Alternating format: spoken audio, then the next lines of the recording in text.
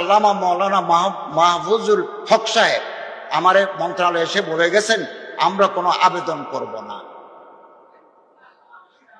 আমরা সরকারের কাছে দরা হাদিসের সনদে যে পাশ হয়েছে গত পার্লামেন্টে, এটার এক্সিকিউট করার জন্য আমরা আবেদন করব।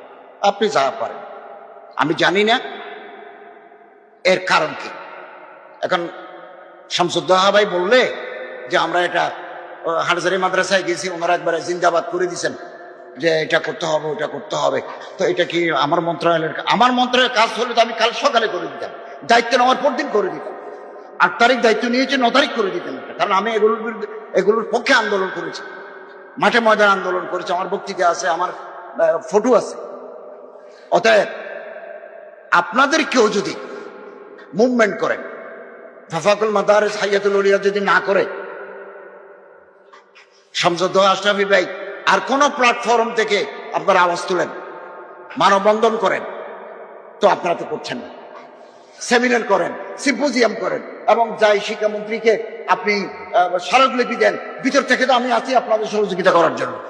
তা আপনারা নীরব, গালের ভিতরে রসগোল্লা ঢুকে দিবে, পৃথিবীর ইতিহাস আছে